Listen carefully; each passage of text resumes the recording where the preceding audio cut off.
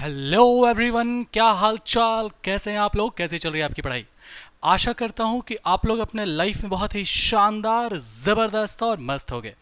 तो आज हम लोगों का सेल वाले चैप्टर का लेक्चर नंबर 4 होने वाला है, जिसमें हम लोग देखेंगे सबसे पहले कुछ रिकैप।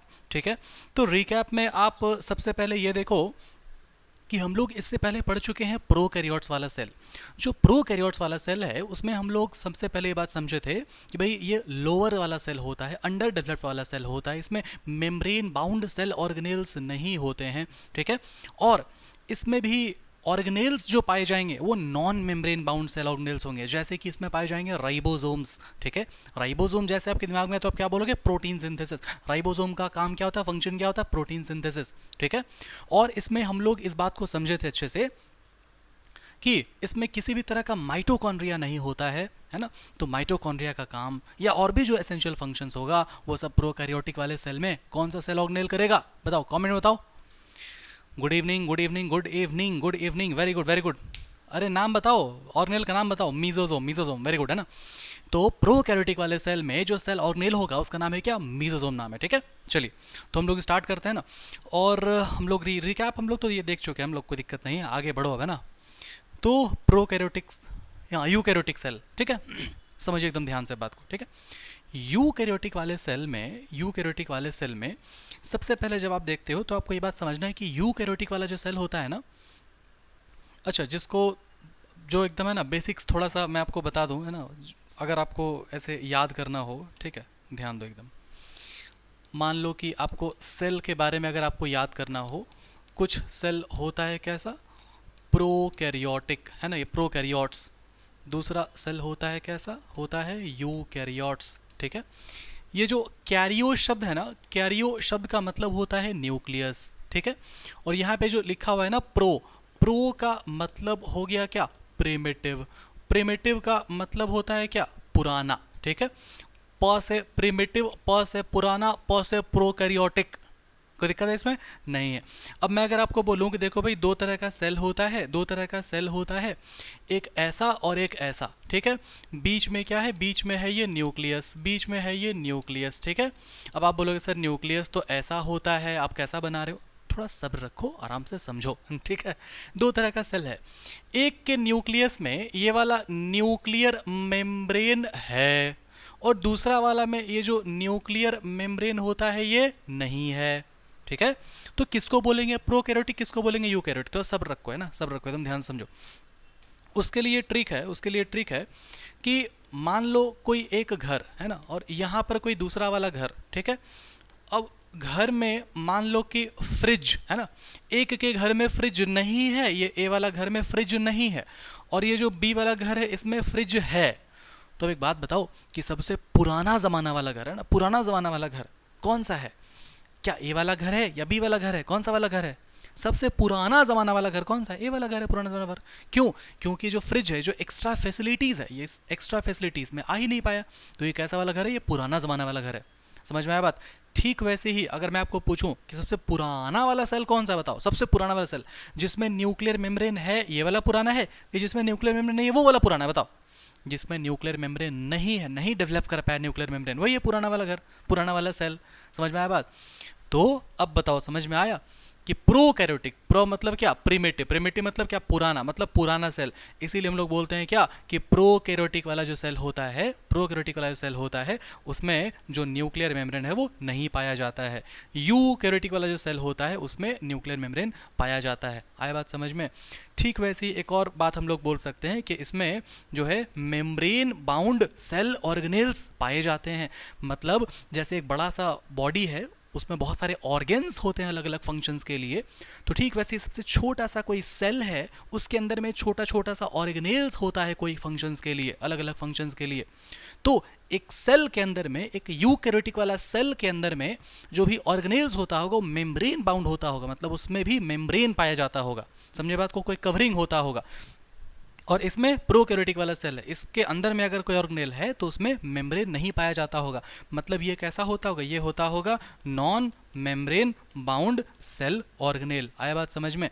और ये जो लिखा हुआ है ना न्यूक्लियस में जो न्यूक्लियर मेम्ब्रेन नहीं है और ये न्यूक्लियर मेम्ब्रेन है, इसी चीज़ को बोला जाता है, इसी चीज़ को बोला जाता है वेल डिफाइंड न्यूक्लियस। मतलब अगर मान लो न्यूक्लियर मेम्ब्रेन अगर है तो इसी चीज़ को बोलेगा वेल डिफाइंड न्यूक्लियस, और यहाँ पर अगर न्यूक्लियर मेम्ब्रेन अगर नहीं है तो उसको बोलेगा कि नॉट वेल डिफाइंड न्यूक्लियस। आई बात समझ में? ये बेसिक्स था, फिर भी बता दिया ना, ताकि आपको दिमाग में कहानी क्लियर रहे कि प्रोकैरियोट्स और यूकैरियोट्स के बारे में जो जो चीज़ हम लोग जानते हैं उसको हम लोग याद कैसे रखेंगे, समझेंगे कैसे। अगर कोई बच्चा अगर बिहार बोर्ड या जैक बोर्ड से जुड़ गया है तो है ना, आपको बेसिक्स अच्छे से मैंने आपको क्लियर करा दिया है। ठीक है, चलो आओ।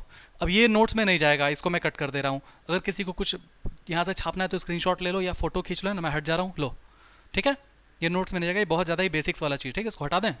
लो हटा दिया। ठीक है, वापस आ जाओ। तो अब हम लोग आ गए हैं अपना यूकैरियोटिक वाला सेल में।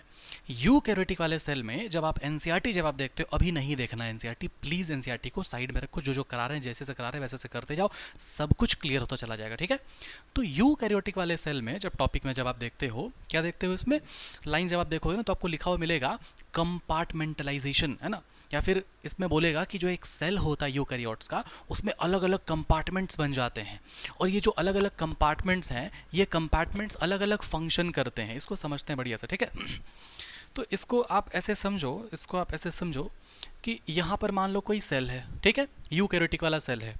अब ये जो यूकैरियोटिक वाला सेल है ना, इसमें अलग अलग यहाँ पर क्या है, कंपार्टमेंट्स है, ये कंपार्टमेंट्स है।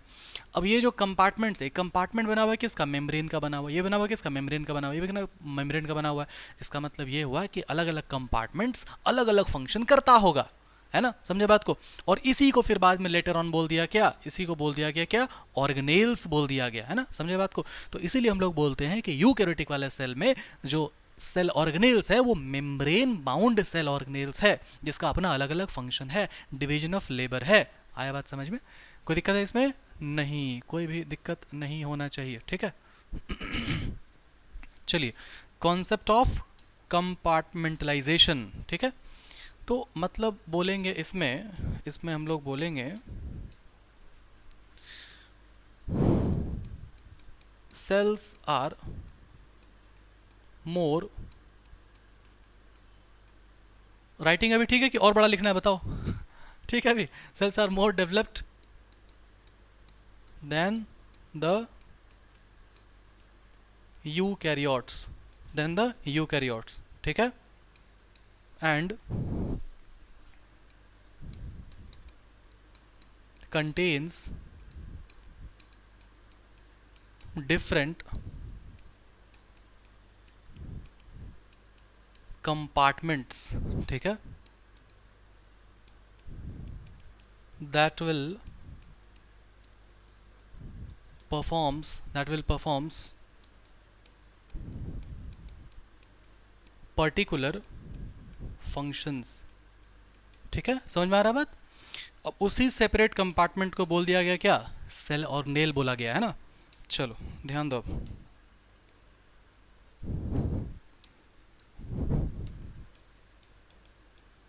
Letter on the compartments called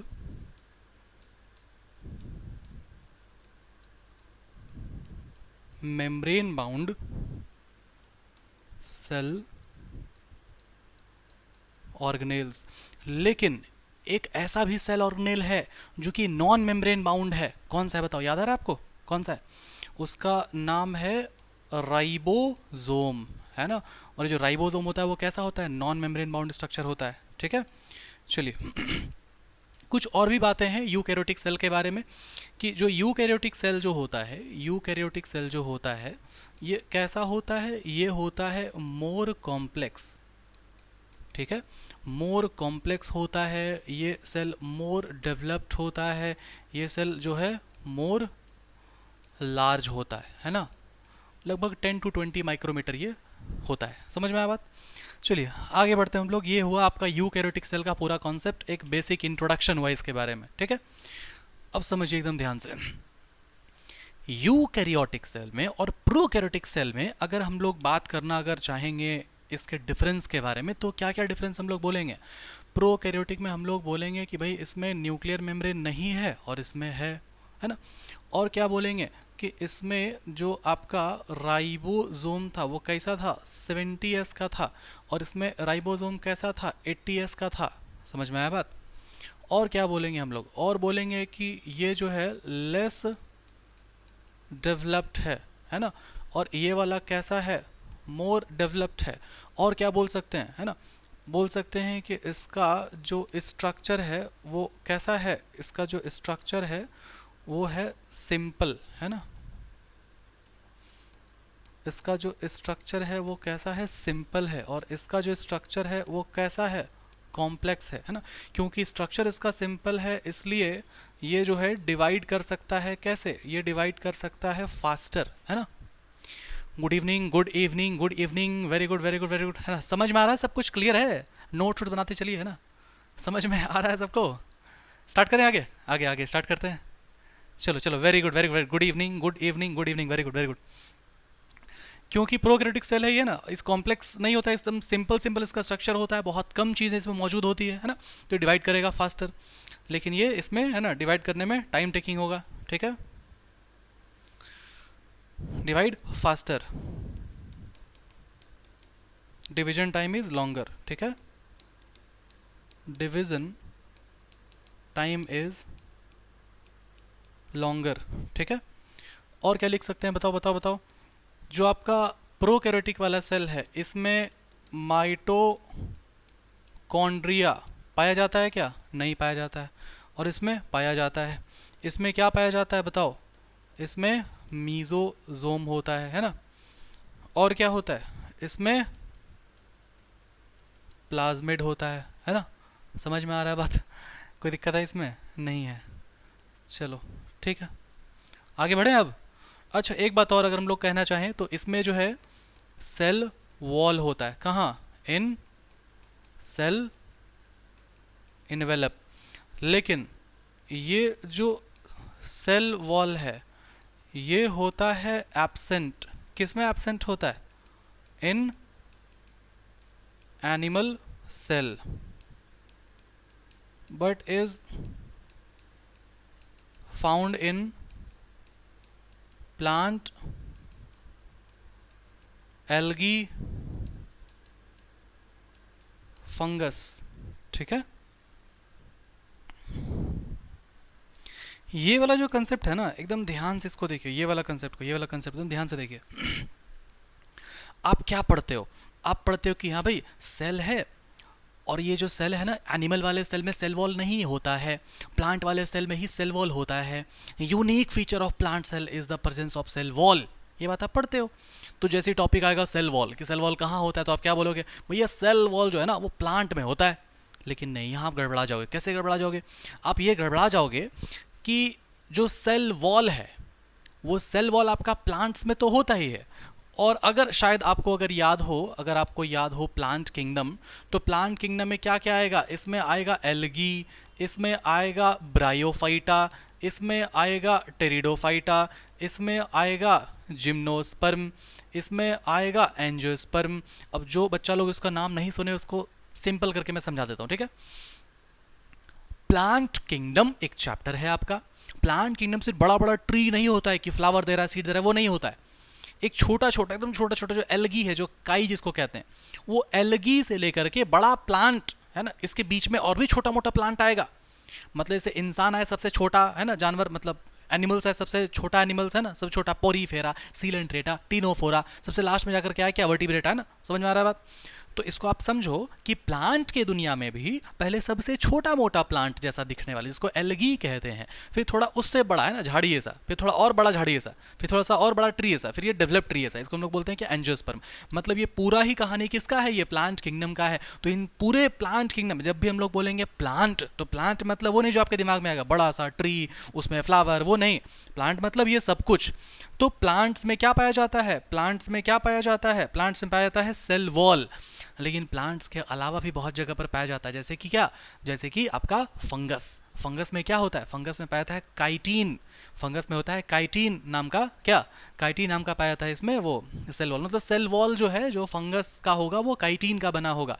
समझ में आया बात।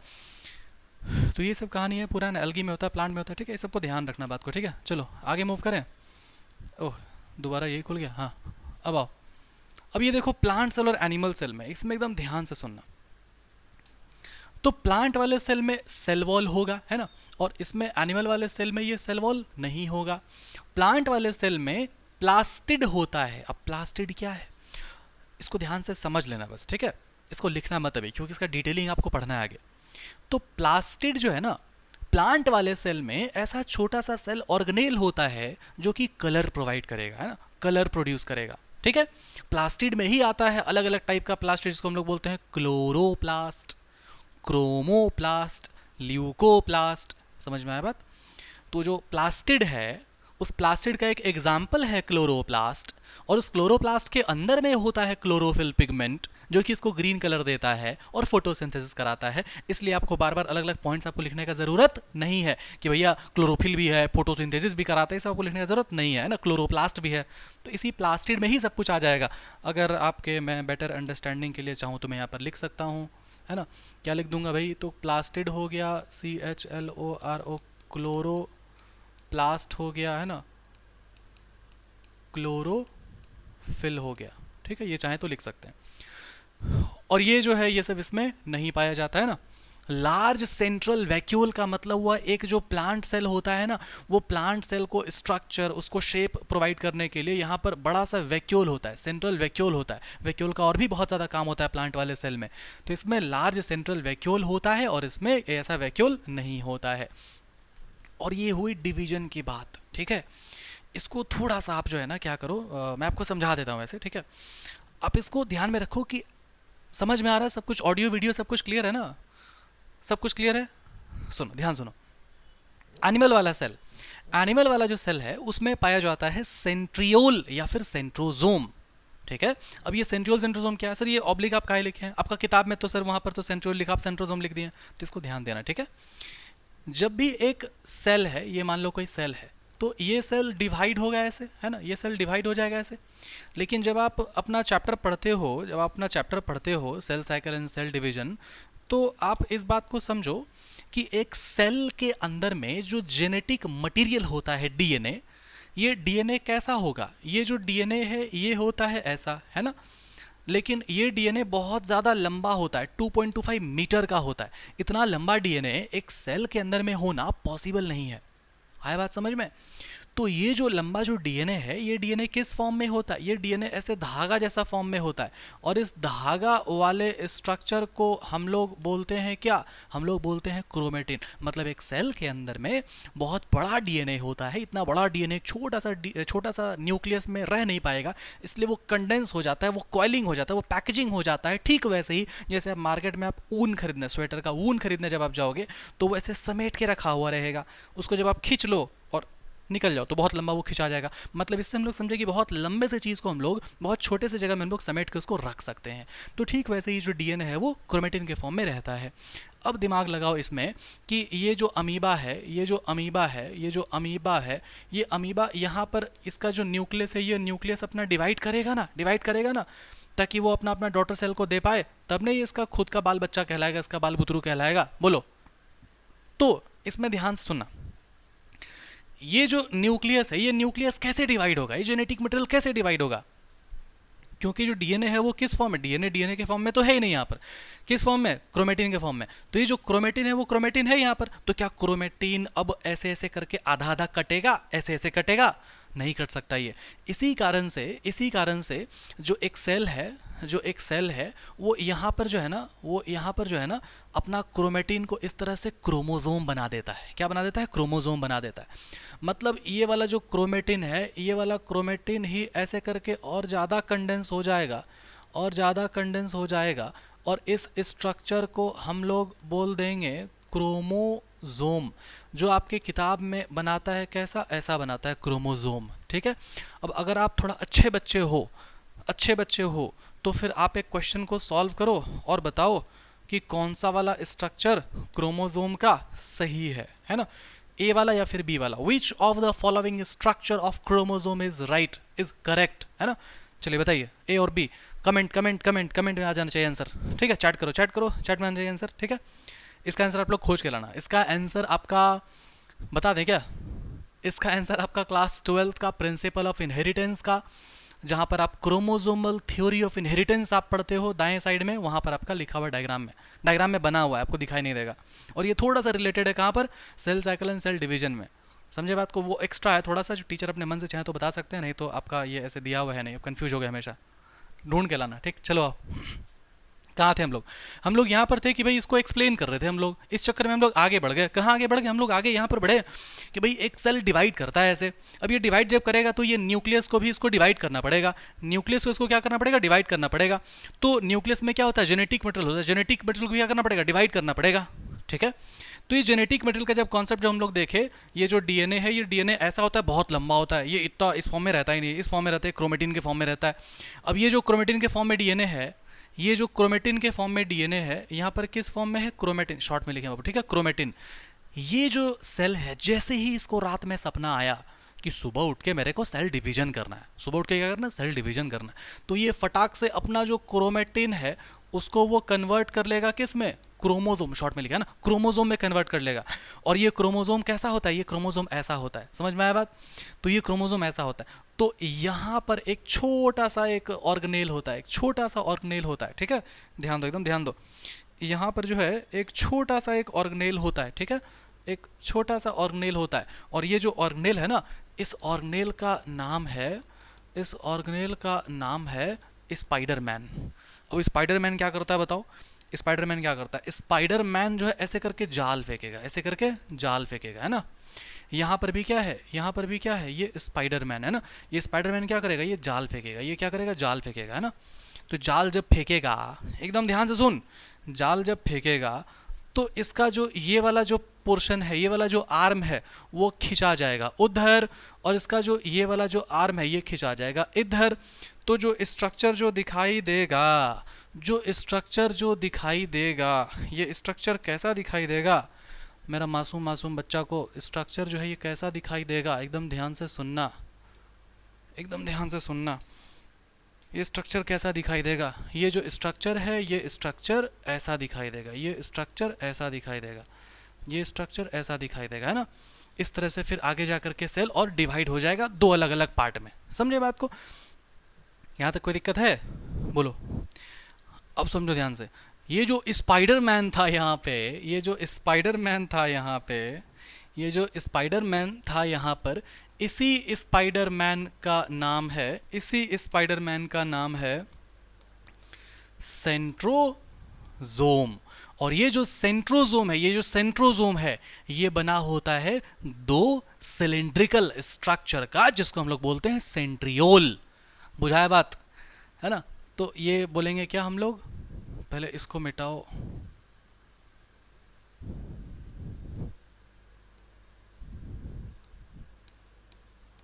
मेड अप ऑफ सेंट्रियोल, है ना। मतलब ये हुआ कि एक सेल को डिवीजन करते समय अपना जो जेनेटिक मटेरियल है, जो कि होता है क्रोमेटिन के फॉर्म में, इसको कन्वर्ट करना पड़ेगा क्रोमोसोम के फॉर्म में पहले, और उसके बाद जो है ना क्या होगा कि ये डिवीजन करते समय ये अपना दो डॉटर सेल्स जब ये बनाएगा तो उस समय अपना क्रोमोसोम्स को आधा आधा बांटेगा, और उस आधा आधा बांटने के लिए कि स्पाइडरमैन होता है, और उसी स्पाइडरमैन का नाम है क्या, सेंट्रोजोम। जो सेंट्रोजोम बना होता है दो सिलिंड्रिकल स्ट्रक्चर का, जो कि परपेंडिकुलरली ऐसे रहता है प्रेजेंट 90 डिग्री में, और इसको हम लोग बोलते हैं क्या, सेंट्रियोल बोलते हैं। मतलब centrosome is made up of to centriole. समझ गए बात को। और यही स्पाइडरमैन क्या करेगा, जाल फेंकेगा, और इसी जाल का नाम क्या है, इसी जाल का नाम है स्पिंडल फाइबर्स। स्पिंडल फाइबर्स निकालेगा जो कि क्रोमोसोम को टुकड़ा टुकड़ा में बांट देगा। बुझाया बात। अब बताओ ये बात समझ में आ रहा है कि सेंट्रोजोम या सेंट्रियोल क्यों लिखे, क्योंकि तेरा किताब लिखा है सिर्फ सेंट्रियोल मौजूद होता है किसमें, एनिमल सेल में, और यही क्या करता है, यही क्या करता है, हेल्प करता है, किसमें हेल्प करता है, हेल्प करता है सेल डिवीजन में। ठीक है, तो यहाँ पर लिखेंगे हेल्प्स इन सेल डिवीजन। कैसे, अब आपको ये बात समझ में आया कैसे हेल्प करेगा ना, इस तरह से हेल्प करेगा। ठीक है, और यही जो सेंट्रोजोम है, सेंट्रोजोम सेंट्रियोल है, ये सेंट्रोजोम सेंट्रियोल यहाँ पर क्या होता है, एब्सेंट होता है। यही वाला चीज यहाँ पर क्या होता है, एब्सेंट होता है, एब्सेंट होता है। उसके जगह पर क्या होगा, सेल प्लेट होगा यहाँ पर, है ना। तो आपको बस अभी याद रखना है कि यहाँ पर क्या होता है, सेल प्लेट होता है सेल डिवीजन के लिए। इसको डिटेल में आपको बताएंगे कहाँ पर, इसको डिटेल में कहाँ बताएंगे, सेल साइकिल सेल डिवीजन में बताएंगे। कोई दिक्कत है इसमें, बताओ कोई दिक्कत है, समझ में आ रहा है अच्छे से, कुछ कमेंट वमेंट करो, समझ में आ रहा है कि नहीं, अच्छे से क्रिस्टल क्लियर है कि नहीं है। चलो आगे बढ़े अब। ठीक है ठीक है ठीक है ठीक है, very good very good very good. इसको अगर नोट्स अगर लिखोगे ना अच्छे से तो कोई दिक्कत नहीं, आप लिख लेना। इसको मैं ऐसे कर दे रहा हूँ यहाँ पर, ठीक है, कि ये वाला एक तो सेल है और यहाँ पर क्या हो रहा है, डिवीजन ऑफ न्यूक्लियस या फिर डिवीजन ऑफ जेनेटिक मटेरियल हो रहा है ना। यहाँ पर डिवीजन ऑफ जेनेटिक मटेरियल हुआ, कैसे हुआ, ऐसे हुआ, ठीक। चलिए आगे बढ़ते हैं, अब आगे बढ़िए। पार्ट्स ऑफ अ सेल, तो ये थोड़ा 3D में हमारे एडिटर भाई साहब बना दिए हैं ना। पार्ट्स ऑफ सेल क्या क्या है, प्लांट सेल में अलग है, एनिमल सेल में अलग है ना। इसको आप देखोगे बढ़िया से, आप पढ़ोगे, सभी चीज़ को याद करने का ज़रूरत नहीं है। जो मेन चीज़ है जो कि डिफरेंस क्रिएट करता है उसी को आपको याद रखने का ज़रूरत है, ठीक है। मेनली आपको किसको आपको याद रखना है, आपको याद रखना है NCERT को, ठीक है। ये आपका NCERT में है दिया हुआ डायग्राम है, इसको अच्छे से देखिएगा, ध्यान से देखिएगा, ठीक है। चलो अब कुछ बात को एकदम ध्यान दो, ठीक है, कुछ बात को एकदम ध्यान दो। यहाँ क्या लिखा हुआ है, प्लाज्मोडेस्माटा। देखो छेद छेद बना हुआ है, ऐसे छेद जैसा, ये पूरा ऐसे छेद जैसा है ना। यहाँ पर देखो छेद है, यहाँ देखो छेद है, ये क्या है, ये प्लाज्मोडेस्माटा, प्लाज्मोडेस्माटा, ठीक है। और देखो यहाँ पर बना हुआ ये क्लोरोप्लास्ट, देखो है ना क्लोरोप्लास्ट, ठीक है, क्या है, क्लोरोप्लास्ट, ठीक। और यहाँ पर क्या है, ये सेल वॉल, देखो 2 लेयर का है, 2 लेयर का है, मतलब सेल वॉल 2 लेयर का होता है। एक को बोलते हैं प्राइमरी सेल वॉल, दूसरा को बोलते हैं सेकेंडरी सेल वॉल। ये सब बताएंगे, आगे बताएंगे ना, कोई दिक्कत वाली बात नहीं है। देखो ये देखो कितना बड़ा सा क्या है, ये क्या है, वैक्यूल, देखो है ना वैक्यूल। तो ये सब मेजर डिफरेंस है ये सब, ठीक है। चलिए आगे बताएं। ये जो पेरोक्सीसोम है, ये जो पेरोक्सीसोम है, आपको ऐसा लगेगा कि भाई पेरोक्सीसोम जो है सिर्फ और सिर्फ प्लांट में होता है। क्यों ऐसा लगेगा? जो बच्चे ड्रॉपर हो नीट वाले उनको शायद अगर याद हो, जब वो पढ़ते हो क्या, जब वो पढ़ते हैं फोटोसिंथेसिस इन हायर प्लांट्स, तो वहाँ पर आपका बताता है क्या, C2 साइकिल, जिसमें फॉस्फोग्लाइकोलेट बनता है, वो C2 साइकिल किस में होता है, पेरोक्सीसोम में होने लगता है। तो ऐसा नहीं है कि सिर्फ और सिर्फ प्लांट सेल में ही ये पेरोक्सीसोम पाया जाता है, ये पेरोक्सीसोम पाया जाता है, ये पेरोक्सीसोम पाया जाता है एनिमल वाले सेल में भी। कहाँ गया तेरा पेरोक्सीसोम, ये देखो है पेरोक्सीसोम, ये है प्लांट वाले सेल में ही पाया था, देखो ये, सॉरी मतलब एनिमल वाले सेल में ही पाया था ना। देखो B नंबर है डायग्राम, ये देखो B नंबर है ना, ये एनिमल सेल का था, और जो पहला वाला दिखा वो किसका था, वो प्लांट वाले सेल का था, ठीक है। इसमें देखो ये सेंट्रियोल है ना, ये सेंट्रियोल, ठीक है। चलो आगे बढ़े। इसका डिटेलिंग देखो एक बार, इसका एक बार डिटेलिंग देखो, एकदम ध्यान से डिटेलिंग देखो। मैंने क्या बताया आपको कि जो सेंट्रियोल है ना, ये सेंट्रियोल कैसा होता है, ये सेंट्रियोल कुछ ऐसे अरेंज होता है ना, ये परपेंडिकुलर होता है, ये 90 डिग्री में होता है। अब देखो यहाँ पर ये एक स्ट्रक्चर है और एक ये स्ट्रक्चर है, और ये जो स्ट्रक्चर है, ये दोनों स्ट्रक्चर जो है ना, ये दोनों स्ट्रक्चर 90 डिग्री बनाया हुआ है। कैसे बना हुआ है? क्योंकि ये जो सेल है उसको काटा है, कैसे, उसको ऐसे करके काटा है। तो ये है तेरा NCERT का डिटेलिंग समझ में आ रहा? एकदम गड़बड़ा जाओगे, ठीक है, ध्यान रखो इस सब चीज़ को। बढ़ते हैं आगे, है ना। अब ये भी थोड़ा क्रिएटिव स्लाइड है ना। एक प्लांट सेल में क्या क्या होता है इसका ज़रूरत नहीं है, ठीक है। चलो NCERT पढ़ना है अपन को, है ना। अब वापस आए, अगला हम लोग का टॉपिक है क्या, सेल मेम्ब्रेन। अब इसको एकदम ध्यान से समझना है और सुनना है, ठीक है। सेल मेम्ब्रेन क्या होता है ना, सेल मेम्ब्रेन सब कुछ हम लोग समझेंगे इसके बारे में। देखो एक सेल मेम्ब्रेन मतलब एक जो सेल होता है जिसमें कि क्या होगा, बाहर में सेल मेम्ब्रेन होगा, अंदर में न्यूक्लियस होगा, और उसके सराउंडिंग में क्या होगा, साइटोप्लाज्म होगा। साइटो मतलब सेल, प्लाज्मा मतलब लिक्विड। अब वो साइटोप्लाज्म ऐसे बह नहीं जाए, लीक नहीं कर जाए, लीक करने से बचाने के लिए क्या होता है, सेल मेम्ब्रेन होता है। उसी का दूसरा नाम क्या है, प्लाज्मा मेम्ब्रेन भी है, ठीक है।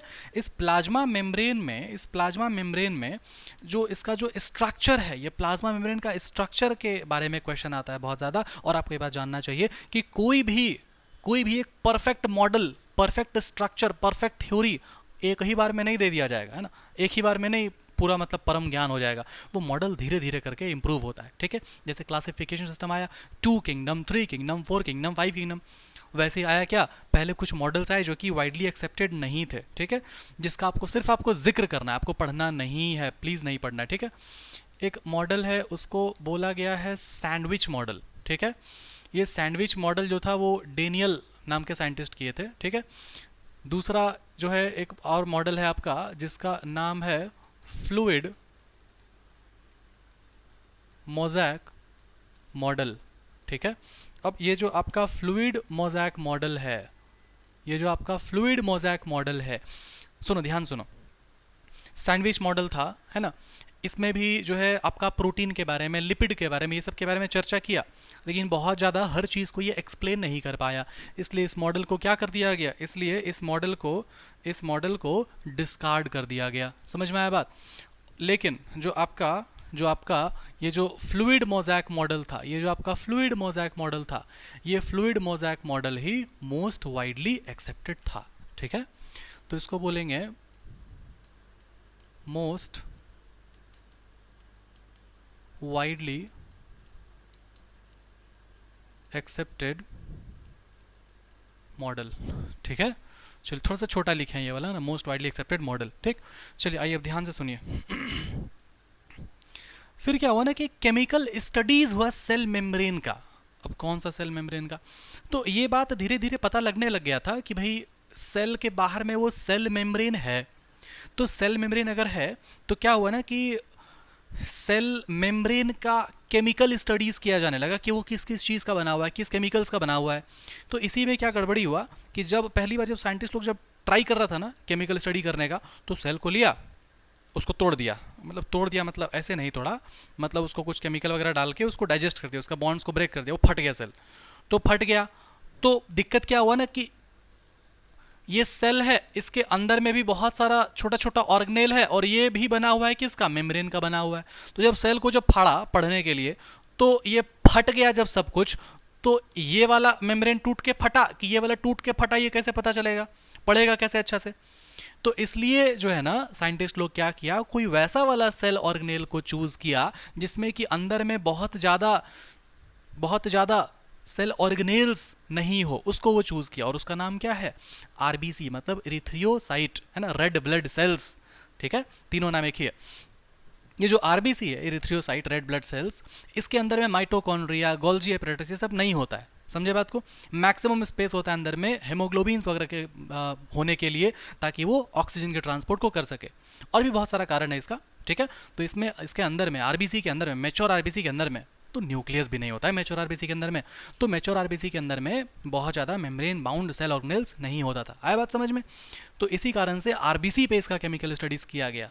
समझ में आ रहा है बात पूरा, कोई दिक्कत है इसमें नहीं है, ठीक है। और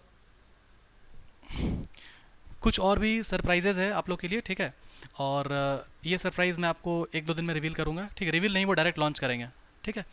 वो जितने भी बच्चे बायोलॉजी वाले हैं, जितने भी नीट एस्पिरेंट हैं, जो थोड़ा थोड़ा बेसिक जिनका क्लियर है वो, या फिर मतलब हर टाइप के बच्चे, हर टाइप के बच्चों के लिए ये बहुत ज़्यादा बेनिफिशियल हो। जितना बच्चा लोग का नुकसान हुआ है अब तक, जो जो एब्सेंट किए हो आप लोग, जिसका इसका बहुत कुछ छूट गया है, सिलेबस छूट गया, वो सब के लिए बहुत ज़्यादा नुकसान है, ठीक, मतलब बहुत ज़्यादा फ़ायदेमंद रहेगा जो हम अभी लॉन्च करेंगे वो, ठीक है। और ये किसी तरह का कोई कोर्स या फिर कोई पेड कोर्स या फिर कुछ वीडियो सीरीज़, ये सब नहीं है, ये कुछ अलग चीज़ है जो पूरे यूट्यूब पर अब तक नहीं आया है। कुछ कुछ लोग इसको ट्राई कर रहे थे, बहुत अनऑर्गेनाइज तरीके से ट्राई कर रहे थे, ठीक है। और इसको मैं बहुत सिस्टमेटिक तरीके से मैं अपने अंदाज में लेकर के आऊँगा, शानदार, ज़बरदस्त और बेहतरीन अंदाज में, ठीक है। चलो गुड इवनिंग, गुड इवनिंग। अब तक रुके हुए हो आप लोग, के चले गए। देखो ये जो लेक्चर है ना, ये लेक्चर आपका एक प्रीमियर लेक्चर होता है। प्रीमियर लेक्चर का मतलब हुआ क्या, कि मैं अभी कहीं और बैठा हूँगा, कहीं ऑफलाइन में होऊंगा या ऑफिस में बैठा होगा, और आप लोगों का जो है ना अंदर जो चैट जो चल रहा होता है ना, जो लाइव जो चैट्स होता है वो चल रहा होगा, मैं उसको पढ़ रहा हूँ, ठीक है। और क्योंकि कुछ थोड़ा थोड़ा और लैकिंग है, इन्वर्टर वगैरह नहीं है, तो भाई अगर लाइव लेक्चर अगर लेंगे तो लाइट अगर कट गया तो फिर प्रॉब्लम हो जाएगा, ठीक है। लेकिन धीरे धीरे करके इंप्रूव हो जाएगा सब कुछ, ठीक है। चलिए आइए ध्यान दीजिए इधर। तो हम लोग अपने आगे बढ़ते हैं इसमें, है ना। Chemical studies of cell membrane होगा बाबा, ये ऑन क्यों लिखा हुआ, chemical studies of cell membrane, ठीक है।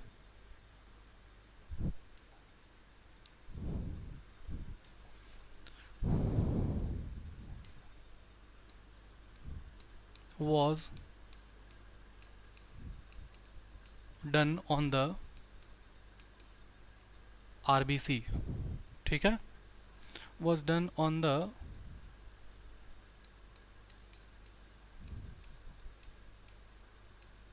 cell membrane of RBC, ठीक है। कब? तो ध्यान दो इसको, आफ्टर द एडवेंट ऑफ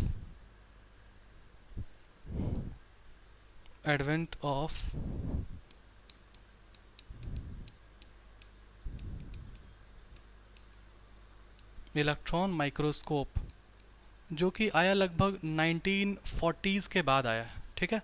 चलो ध्यान देना आप, मतलब क्या है ना कि ये जो केमिकल स्टडीज़ है जो आपका सेल मेम्ब्रेन का, वो हम लोग जान पाए ज़्यादा कब? जब इलेक्ट्रॉन माइक्रोस्कोपी आया, है ना। इन्वेंट का अलग वर्ड है, एडवेंट का अलग वर्ड है ना। एडवेंट का मतलब होता है आना, है ना। जब इलेक्ट्रॉन माइक्रोस्कोप आया, मार्केट में आया, तब जाकर के हम लोग क्या कर पाए? केमिकल स्टडीज़ को हम लोग कर पाए। किस में किए हम लोग? है ना, RBC में किए हम लोग। और इलेक्ट्रॉन माइक्रोस्कोप का है लगभग मिड ऑफ 1940s 1950s के आसपास में आया, ठीक है। चलिए आगे बढ़ें। अब देखो, अब क्या बोलेगा ये। अब यहाँ पर मेन ये वाला क्वेश्चन बनेगा कि जो आपका सेल मेम्ब्रेन है, ये जो आपका सेल मेम्ब्रेन है, ये सेल मेम्ब्रेन मेनली बना होता है किसका? ये मेनली बना होता है प्रोटीन का, है ना। और बना होता है किसका? लिपिड का, ठीक है। तो ये प्रोटीन और लिपिड का बना होता है। और इसमें जो आपका लिपिड है, ये कौन सा वाला लिपिड है भाई? तो इसमें जो लिपिड है, इस लिपिड का नाम होता है फॉस्फोलिपिड। इस लिपिड का नाम होता है फॉस्फोलिपिड, ठीक है। समझे बात को? अब एक क्वेश्चन आया हुआ है ना, क्वेश्चन आया हुआ है, ये क्वेश्चन ध्यान रखना। Another example of phospholipid. तो यहाँ पर कुछ फॉस्फोलिपिड है, जिसका नाम है लेसिथिन, ठीक है। इसको ध्यान देना, एकदम ध्यान देना क्या है। मैंने बोला आपको कि सेल मेम्ब्रेन है, मेनली बना हुआ है किसका? प्रोटीन प्लस लिपिड का। लिपिड कौन से लिपिड का? तो फॉस्फोलिपिड का। फिर आपको प्रीवियस ईयर क्वेश्चन में आपको एक चीज़ मिलेगा, एक नाम है लेसिथिन का। लेसिथिन क्या है? ये एक तरह का फॉस्फोलिपिड है। तो लेसिथिन आपके PYQs में मिलेगा कि लेसिथिन क्या है। तो लेसिथिन एक तरह का फॉस्फोलिपिड, लेसिथिन एक तरह का नाम है बस, लेसिथिन। इसके स्ट्रक्चर्स के बारे में, ये सब के बारे में आपको नहीं पढ़ना है, ठीक है। समझ में आ रहा है इतना? कोई दिक्कत है इसमें? नहीं है, चलो, है ना। अब इसमें ध्यान दीजिए आप कुछ बात को, ठीक है। ध्यान दीजिए आप कुछ बात को कि जो एक सेल मेम्ब्रेन होता है, उसके बारे में जो हम लोग जिक्र करते हैं, तो इसमें हम लोगों को क्या क्या चीज़ हम लोगों को ध्यान में रखना है। मान लो एक सेल है यहाँ पे, एक सेल है यहाँ पे, एक सेल है यहाँ पे, ठीक है। तो ये जो सेल है, यहाँ पर है क्या? न्यूक्लियस। यहाँ पर भी क्या? न्यूक्लियस। यहाँ पर भी क्या? न्यूक्लियस। अब यहाँ पर क्या भैया? यहाँ पर है साइटोप्लाज्म, है ना। और यहाँ पर क्या है? यहाँ पर भी क्या? साइटोप्लाज्म, है ना।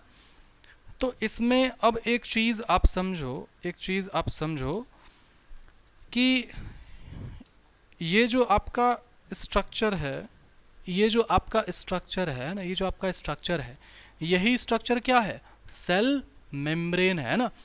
तो मतलब ये हुआ कि सेल मेम्ब्रेन को अगर हम लोग बनाएंगे, सेल मेम्ब्रेन को हम लोग बनाए, यहाँ पर बनाए सेल मेम्ब्रेन को, ठीक है। तो सेल मेम्ब्रेन के यहाँ पे भी पानी है और यहाँ पे भी पानी है। सर यहाँ तो समझ में आया, ये साइटोप्लाज्म है, यहाँ पर पानी कैसे है? बेटा इसको बोलते हैं हम लोग इंटर सेल्यूलर मैट्रिक्स। इंटर मतलब क्या हुआ? बड़ा बड़ा नाम बोल देता है ना। सुनो, दो गो शब्द है, एक शब्द है इंटर, दूसरा वाला शब्द है इंट्रा। इंटर का मतलब होता है बिटवीन, बोलते हैं ना इंटर स्कूल क्विज कंपटीशन, दो गो स्कूल के बीच में क्विज कंपटीशन, है ना। इंटर मतलब क्या हुआ इसका? बिटवीन। और एक होता है इंट्रा, जैसे इंटर स्कूल क्विज कंपटीशन, वैसे ही क्या? इंटर सेलुलर स्पेसेस, मतलब दो सेल के बीच का स्पेस, है ना। लेकिन अगर हम लोग बोल देंगे इंट्रा, तो इंट्रा का मतलब होता है विदिन, मतलब इंट्रा सेलुलर स्पेस, मतलब एक सेल के अंदर का स्पेस। बुझाया बात? ठीक है। तो वैसे ही हम लोग दो सेल के बीच का जो मैट्रिक्स होगा, मैट्रिक्स मतलब क्या? पानी ऐसा सब्सटेंस, है ना। मैट्रिक्स, इसको हम लोग बोलेंगे क्या? Inter cellular matrix. मतलब ये हुआ कि यहाँ पर भी कुछ लिक्विड जैसा सब्सटेंस होता है, यहाँ पर भी होता है। इसका मतलब ये हुआ कि एक सेल मेम्ब्रेन के इधर भी पानी होगा, इधर भी पानी होगा। कोई दिक्कत है इसमें? नहीं है कोई भी दिक्कत, ठीक है। चलिए, ओके, वेरी गुड।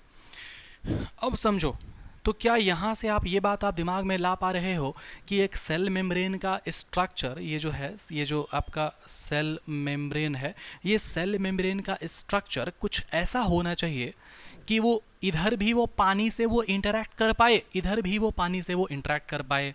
ठीक है, इस बात को ध्यान में रखना। क्या ध्यान में रखना है कि ये जो है ना सेल में, देखो देखो देखो ध्यान दो, किसी ने बोला ये बात कि देखो जो सेल मेम्ब्रेन होता है ना वो बना होता है लिपिड बाइलेयर का। लिपिड बाइलेयर का, लिपिड बाइलेयर का मतलब क्या हुआ?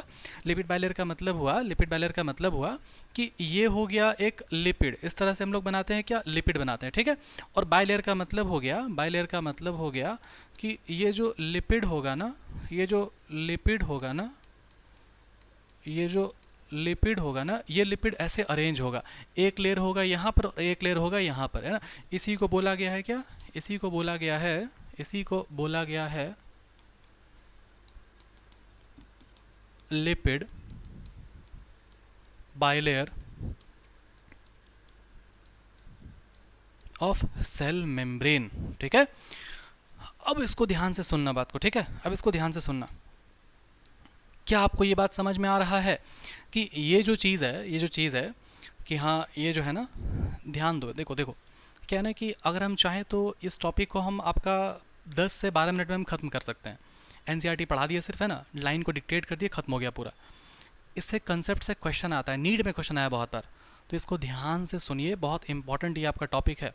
कोई भी चीज़ करोगे बायोलॉजी में, देखो जो जो बच्चे देख रहे हो, बायोलॉजी को सिर्फ ऐसे मत देखो कि हाँ एनसीईआरटी हम लोग रट लिए ऐसे और चले गए। ठीक है, क्योंकि क्वेश्चन सब एनटी वालों के पास क्वेश्चन खत्म हो गया है ना, तो वो कंसेप्चुअल पूछेगा, तो इसलिए दिमाग से बढ़िया से खेलना है। ठीक है, चलो आओ, तो इसलिए सिखा रहे हैं सब कुछ। लेकिन सिखा क्या रहे थे हम, भूल गए क्या सिखा रहे थे। लिपिड बाइलेयर, सेल मेम्ब्रेन, देखो ध्यान दो, ये जो सेल मेम्ब्रेन है ये होता है कैसा, बाई लेयर का होता है। बाई का मतलब होता है दो लेयर, मतलब एक लेयर यहाँ पे और एक लेयर यहाँ पर है। ठीक है, और आपको मैंने क्या बताया, मैंने आपको बताया कि ये जो आपका सेल मेम्ब्रेन है, ये सेल मेम्ब्रेन में यहाँ पे भी पानी है, यहाँ पर भी पानी है। तो इसका ये मतलब हुआ कि ये वाला जो एरिया है, ये वाला एरिया भी कुछ ऐसा एरिया हो जो कि वाटर से इंटरैक्ट कर पाए, है ना, है ना। और ये वाला भी एरिया कैसा हो जो वाटर से इंटरैक्ट कर पाए। समझ में आया बात? तो ये वाला बात आपको सिर्फ ध्यान रखना है। ठीक है, चलो आगे बढ़े, आगे बढ़े। इसको चाहो तो मिटा सकते हो, ये वाला आपका रफ है, ठीक है, समझाने के लिए। चलिए आगे बढ़ते हैं। तो अब ध्यान दीजिए, ये वाला बात को ध्यान रखना, ये वाला बात को ध्यान रखना, है ना, ये वाला बात को ध्यान रखना। Cell membrane mainly made up of protein and lipid. Lipid कौन सा वाला लिपिड, फॉस्फोलिपिड। फॉस्फोलिपिड कैसा बना, ये है फॉस्फोलिपिड, है ना। बढ़े आगे, चलो आ बढ़ते हैं आगे। ठीक है, देखो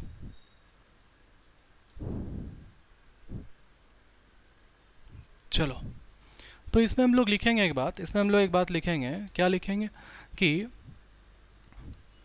cell membrane is made up of, cell membrane is made up of phospholipid that is arranged in the form of bilayer, in the form of bilayer, ठीक है, called as lipid bilayer। अब ये लिपिड बाइलेयर कैसा होता है इसको देखो एकदम ध्यान से, ठीक है। और ये फॉस्फोलिपिड कैसा होता है देखो ध्यान से, एकदम एकदम ध्यान से सुनना बात को, ठीक है। तो अभी आपको समझना पड़ेगा किसके बारे में, फॉस्फोलिपिड के बारे में, ठीक है, ध्यान दो एकदम।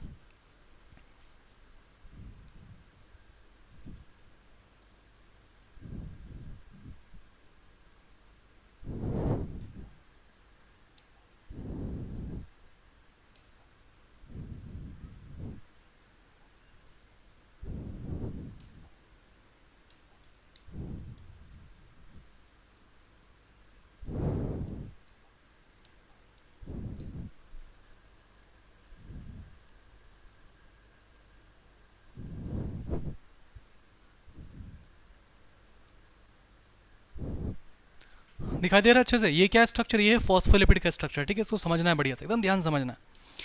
अब आप इसको समझो कि यहाँ पर जो चीज़ बना हुआ है ना, यहाँ पर जो चीज़ बना हुआ है, इसको क्या आप कह सकते हो कि भाई ये हेड है? कोई दिक्कत इसमें? नहीं, कोई दिक्कत नहीं। और क्या आप इसको कह सकते हो कि ये टेल है? हाँ भाई कह सकते हैं, कोई दिक्कत नहीं, ये हेड है और ये वाला टेल है। अब एकदम ध्यान से सुनिए मेरा बात को, ठीक है। ये जो आपका हेड है, इस हेड के बारे में बोला गया कि ये जो हेड है ना, ये होता है पोलर मॉलिक्यूल्स, ठीक है। एक एक चीज़ समझाएंगे, एकदम ध्यान दो पहले। और ये जो टेल है ना, ये टेल होता है कैसा? ये होता है टेल आपका नॉन पोलर मॉलिक्यूल, ठीक है। ये टेल होता है नॉन पोलर मॉलिक्यूल। और उसके बाद ये जो पोलर हेड है, ये होता है कैसा? ये होता है, रुक जाओ, इतना ही बस है ना। अब इसको ध्यान दो, एकदम एकदम ध्यान सुनना। आपके बुक में ना बहुत सारा चीज़ों की रटना है आपको, ये पूरा चीज़ आपको रटना है, लेकिन मेरे स्टोरी समझो, सब कुछ क्लियर होगा। ये स्ट्रक्चर किसका है? फॉस्फोलिपिड का है। क्या आप इसको बोल सकते हो ये हेड है, ठीक है। फॉस्फोलिपिड अगर हम लोग कह रहे हैं तो इसका मतलब ये जो है ना फॉस्फेट कंटेनिंग चीज़ है ना, ये फॉस्फेट कंटेनिंग चीज़ है। और जब आप फॉस्फेट का जब आप स्ट्रक्चर बनाते हो तो ये फॉस्फेट का स्ट्रक्चर ऐसा बनता है, ठीक है। ये फॉस्फेट का जो स्ट्रक्चर है ना, ये फॉस्फेट का स्ट्रक्चर आपका बनता है पहले फॉस्फोरिक एसिड से, ठीक है, फॉस्फोरिक एसिड से। और फॉस्फोरिक एसिड का फॉर्मूला होता है H3PO4। मतलब एक फॉस्फेट यहाँ और ये 4 लग जाएगा क्या? ऑक्सीजन। एक फॉस्फेट डाले 4 गो ऑक्सीजन डाले, ठीक है। तो ये एक फॉस्फेट हो गया, 4 गो ऑक्सीजन हो गया। अब क्या बचा? 3 गो H बचा, 1 H 2 H 3 H। यहाँ जो बच गया डबल बॉन्ड डाल दो, है ना, H3PO4 बन गया। ये क्या है? फॉस्फोरिक एसिड है। यही फॉस्फोरिक एसिड बनने लगता है क्या? फॉस्फेट, है ना। फॉस्फेट कैसे बन जाएगा? जैसे आप पढ़ते हो ना ग्लाइकोलिसिस में, क्या पढ़ते हो? ग्लाइकोलिसिस का जो प्रोडक्ट है वो क्या है? पायरुविक एसिड है। पायरुविक एसिड और पायरुवेट एक ही बात है। Carboxylic acid, pyruvate, sorry carboxylate, एक ही बात है। वो आयनिक फॉर्म है, ये एसिडिक फॉर्म है। अरे एसिड वही था ना जो चाटने पे से खट्टा लगता था, वो क्लास 7 वाला डेफिनेशन जो कि काम में नहीं आएगा। एसिड का मतलब क्या हुआ? एसिड का मतलब हुआ कि वैसा वाला सब्सटेंस जो कि केपेबल है H+ आयन को रिलीज करने के लिए। समझ में आया बात? तो यहाँ से H+ निकाला, है ना, H+ निकाला, यहाँ O नेगेटिव, यहाँ से H+ निकाला, ये O नेगेटिव, यहाँ से O नेगेटिव। तो इसका मतलब ये हुआ कि अगर आप बनाओगे फॉस्फेट को तो ये हो जाएगा क्या? ये हो जाएगा क्या? ये हो जाएगा ऐसा, ये हो जाएगा ऐसा। बताओ समझ में आया बात? ये क्या? फॉस्फेट। तो अब ध्यान से सुनो कि क्या इस पर आपको ये नेगेटिव चार्ज आपको दिखाई दे रहा है कि नहीं दिखाई दे रहा है? ये चार्ज डेवलप हो चुका है इधर। तो ये जो चार्ज डेवलप हो गया उसी चीज़ को हम लोग बोलते हैं क्या? पोलर बोलते हैं। अगर यहाँ पर न्यूट्रल चार्ज अगर रहता है उसको हम लोग बोलते हैं क्या? नॉन पोलर बोलते। सिर्फ ये लाइन, ये वर्ड एक समझाने के लिए तेरे को ये पूरा केमिस्ट्री समझाए, ठीक है। तो पोलर मतलब क्या? जिस पे चार्ज हो। इसका एक और ट्रिक है, इसका एक और ट्रिक है। मान लो कि यहाँ पर कोई कंपाउंड है ना, यहाँ पर कोई कंपाउंड है, ठीक है। अब इधर भी मान लो ऐसे चार्ज आ रहा है ना, खींच रहा है इधर, इधर भी खींच रहा है इधर, है ना। तो ये दोनों कैंसल आउट हो जाएगा, ये हो जाएगा नॉन पोलर।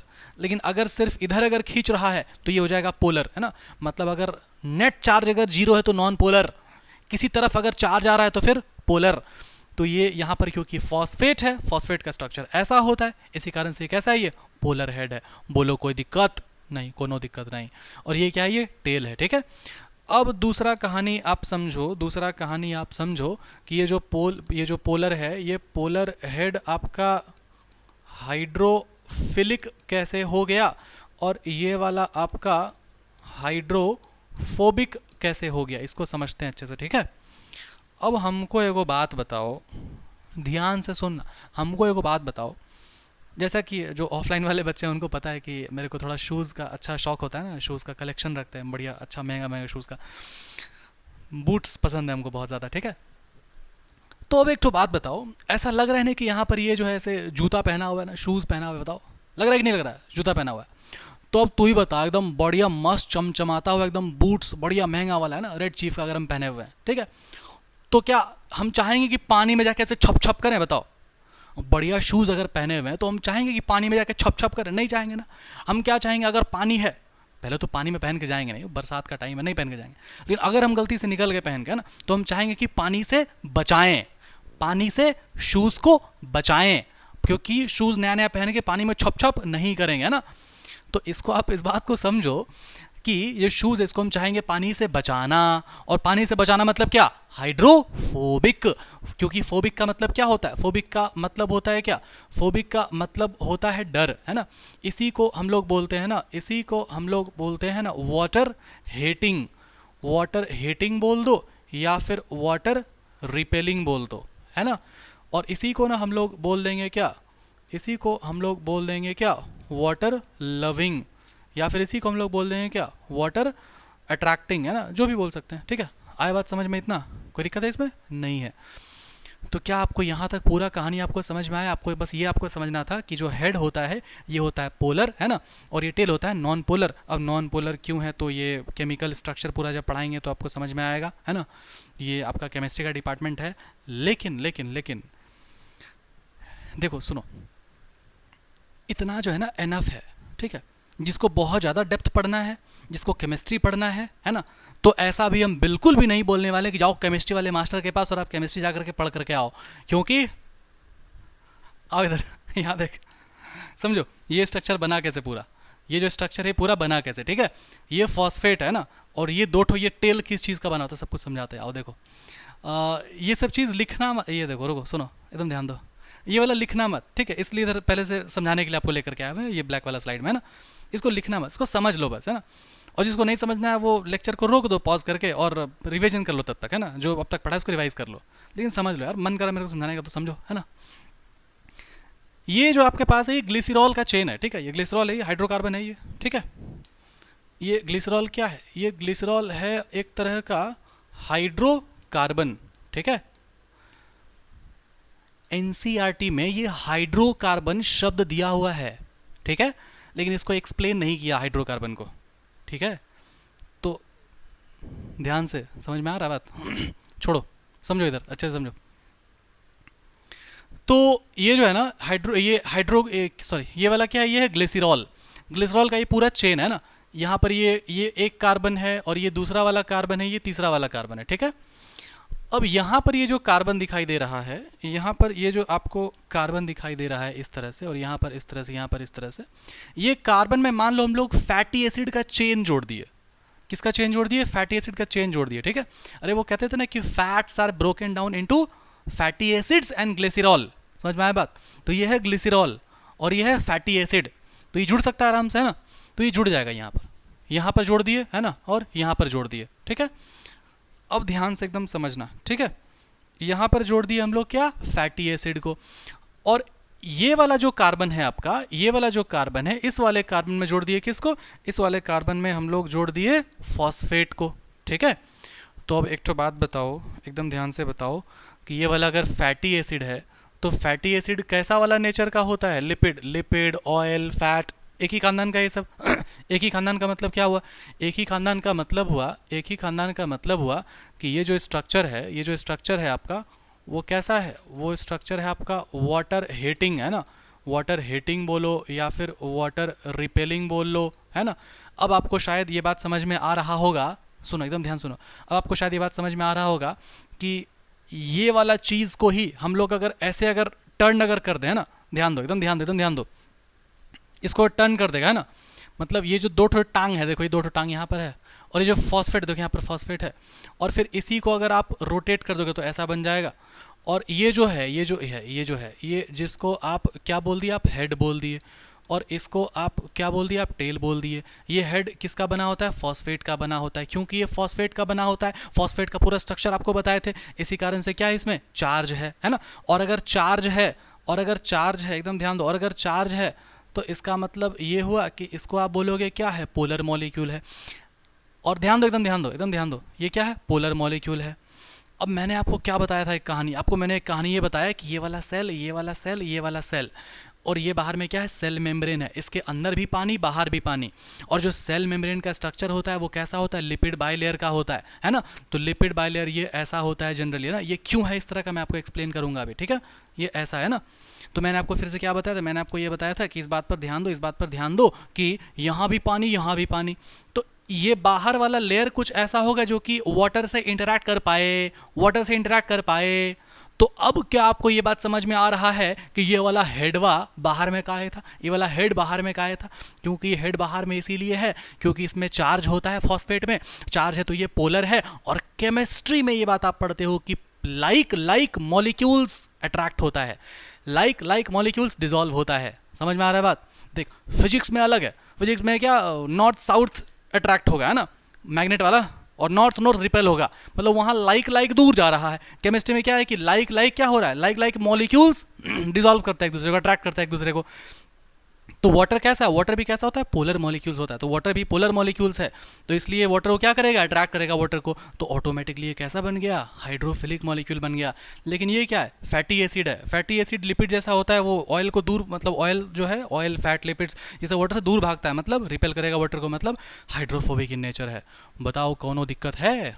समझ में आया कि नहीं आया? समझ में क्लियर है? बोल। अब ये कहानी पूरा स्ट्रक्चर क्लियर है ना? अब सुनो, एकदम ध्यान से सुनो, ठीक है? इसमें आप इस बात को समझो कि इसी कारण से, है ना, क्योंकि जो हेड होता है, ये हेड होता है पोलर, और ये होता है हाइड्रोफिलिक, और ये टेल है, ये होता है नॉन पोलर, ये होता है हाइड्रोफोबिक। हाइड्रोफिक लिख दिया, हाइड्रोफोबिक होगा, मास्टर ध्यान नहीं रहता। सॉरी सॉरी सॉरी,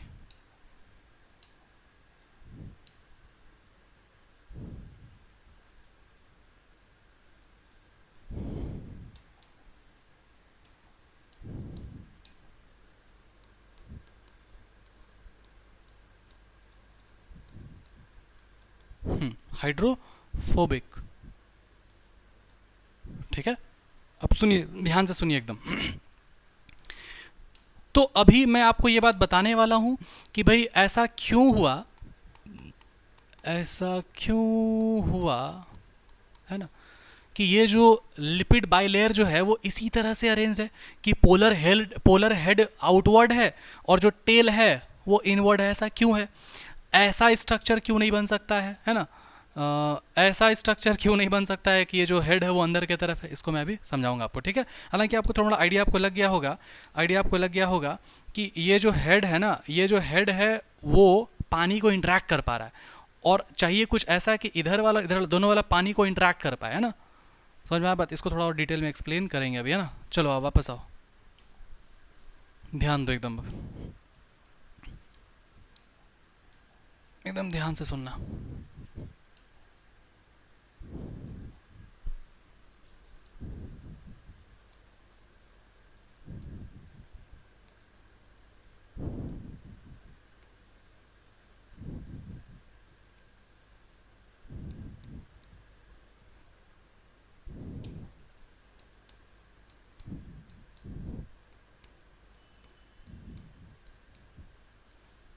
ध्यान से सुनना।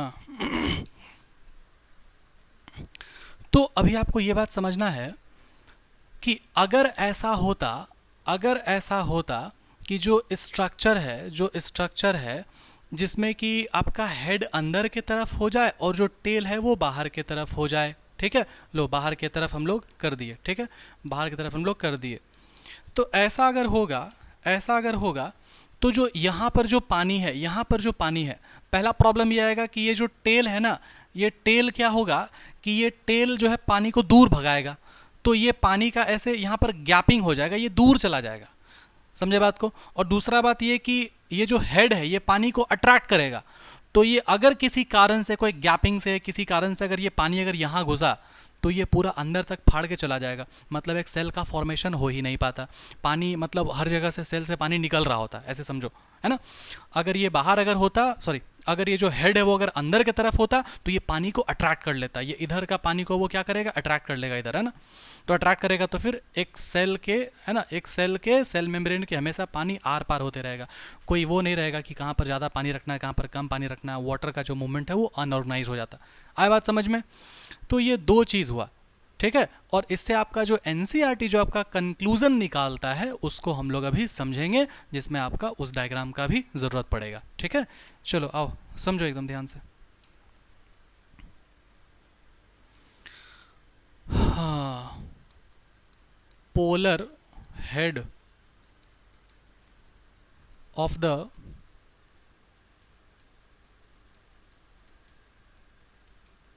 phospholipid is towards the outer side, ठीक है, and the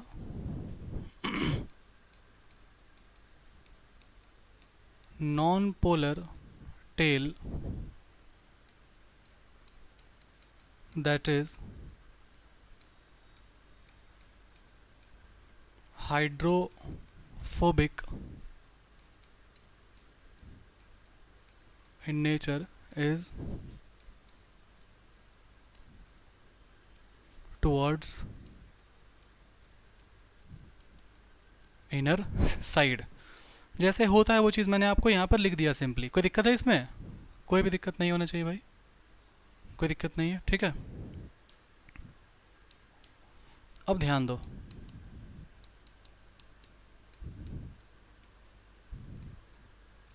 this arrangement of lipid bilayer, this arrangement of lipid, आप लोग अभी तक हो कि चले गए हो? हो कि चले गए अब तक? चलो जो हो अच्छी बात है। This arrangement of lipid bilayer, this arrangement of lipid bilayer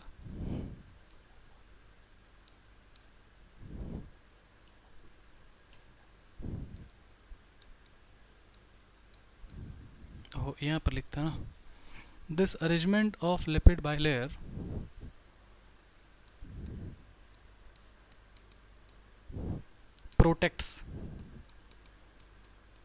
protects the hydrophobic tail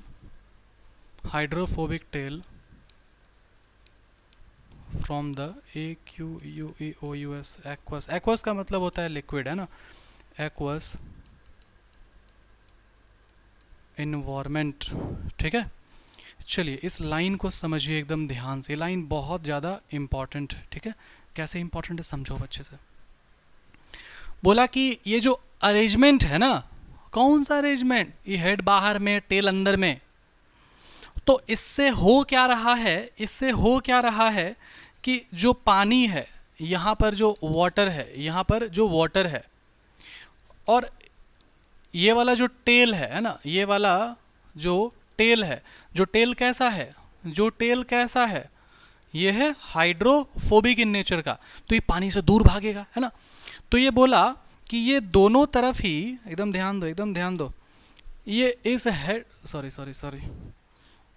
इस हेड के तरफ यहाँ पर भी और यहाँ पर भी, दोनों तरफ ये पानी से इंटरेक्ट करेगा, लेकिन ये वाला भी टेल और ये वाला भी टेल दोनों ही हाइड्रोफोबिक नेचर का है, पानी से दूर भागेगा। तो ऐसा हम लोग कह सकते हैं कि जो पानी है वो अंदर जाने से बचेगा, मतलब जो टेल है वो प्रोटेक्टेड है from the aqueous environment.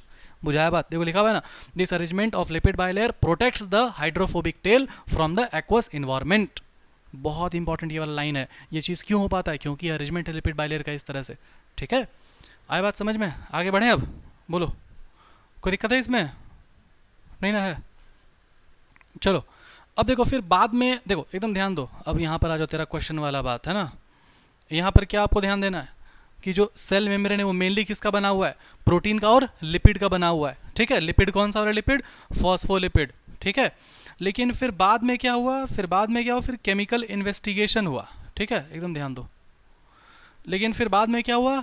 Chemical investigation हुआ है ना। According to the biochemical investigation of the cell membrane, ये जो सेल मेम्ब्रेन है ये मेनली किसका बना हुआ था? ये मेनली बना हुआ था प्रोटीन का, मेनली बना हुआ था प्रोटीन का। और किसका बना हुआ था? और बना हुआ था लिपिड का, है ना। अब प्रोटीन कितना परसेंटेज था? ये बहुत बार पूछा गया। प्रोटीन था 52%, है ना, और लिपिड कितना था? है ना, लिपिड था 40%। इसको ध्यान रखना, ठीक है। और इसमें एक बात और आप ध्यान रख सकते हो, है ना, कि 8% क्या था? 8% था अदर मॉलिक्यूल्स, ठीक है। अदर मॉलिक्यूल्स में क्या क्या आएगा? अदर मॉलिक्यूल्स में आ सकता है आपका कार्बोहाइड्रेट, आपका जो कोलेस्ट्रॉल है ना, ये सब आपका मॉलिक्यूल्स आएगा अदर सब्सटेंस में, ठीक है, 8% में, ठीक है।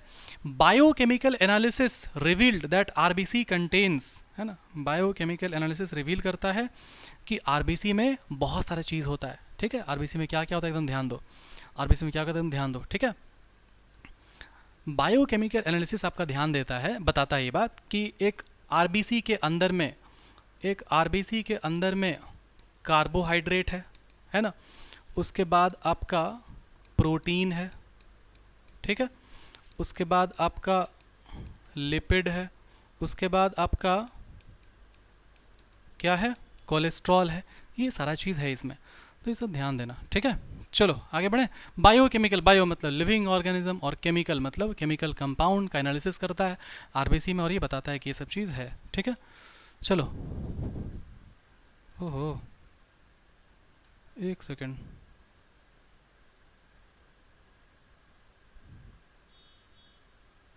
हाँ ठीक है, ओके, चलो आप वापस आओ, सही है, सब कुछ सही है, परफेक्ट, हाँ। फिर आपका यहाँ तक जब आप बढ़ोगे ना, तो आप पेज अब तक आप चेंज कर चुके होगे, एनसीईआरटी साइड में रखना भी। अब बोला कि जो इम्प्रूव मॉडल है, जो इम्प्रूव मॉडल है ना, मोस्ट इम्प्रूव मॉडल या फिर वाइडली एक्सेप्टेड मॉडल जो सेल मेम्ब्रेन का है, वो कौन सा वाला मॉडल है? ये मॉडल है आपका जिसका नाम है आपका फ्लूइड मोज़ैक मॉडल, ठीक है, फ्लूइड मोज़ैक मॉडल, ठीक है। और ये जो फ्लूइड मोज़ैक मॉडल है, ये जो फ्लूइड मोज़ैक मॉडल है, ये किसके द्वारा दिया गया था? तो ये दिया गया था, गाना गाते हुए कुछ साइंटिस्ट आए थे, उन्हीं के द्वारा दिया गया था, ठीक है। और ये जो साइंटिस्ट थे ना, जो गाना गाते हुए आए, गाना गाने को पता है क्या बोलते हैं? गाना गाने को मतलब, ये जो साइंटिस्ट है इसका नाम है सिंगर एंड निकोलसन, ठीक है। ये कब देते हैं? तो ये देते हैं 1972 में, इसको बात को ध्यान रखना, ठीक है। चलो आपको एक ट्रिक पता है, जो ड्रॉपर वाला बच्चा है, ध्यान दो। 1951 में आया फैमिली प्लानिंग, ठीक है। फिर उसके 20 साल के बाद, उसके 20 साल के बाद है ना, 1970 में क्या होता है मालूम है? 19 देखो ध्यान दो, एकदम ध्यान सुनना, बात करें, ट्रिक बताएंगे, बढ़िया। 1951 में क्या होता है आपका? फैमिली प्लानिंग होता है, ठीक है। और उसके 20 साल के बाद, 20 साल के बाद मतलब हो गया 1971 में। 1971 में क्या हुआ? जो आपका एमटीपी था वो लीगलाइज हुआ था। एमटीपी मतलब क्या? इंड्यूस्ड अबॉर्शन, या फिर क्या, प्रेगनेंसी को टर्मिनेट करना, medical termination of pregnancy reproductive health में, ठीक है। और उसके ठीक एक साल के बाद मतलब 1972 में क्या हुआ? सिंगर और निकोलसन, है ना। ये डेट, तीनों डेट जो है ना, बहुत बार पूछा गया, तीनों डेट बहुत इंपॉर्टेंट है, ठीक है। 1951 में क्या हुआ? फैमिली प्लानिंग हुआ, हम दो हमारे मतलब हमारे पाँच नहीं, हम दो हमारे दो, ठीक है। समझ में आया बात? पॉपुलेशन कंट्रोल करने के लिए, अब क्लास 12 कब का ये वाला बात है। और ये क्या है? 1971 में क्या? एमटीपी, और ये वाला क्या? 1972 में सिंगर निकोलसन मॉडल दिया ना, फ्लूइड मोज़ैक मॉडल। चलो अब एकदम ध्यान से सुनो, ठीक है। अब इसमें जो है, इसमें जो है एक बात बताता है, ठीक है। क्या बात बताता है? इसको एकदम ध्यान से सुनना, ठीक है, एकदम ध्यान से सुनना बात को, ठीक है। फ्लूइडिटी की बात बता रहे हैं अभी। Quasi fluid nature of lipids, quasi fluid nature of lipids enables the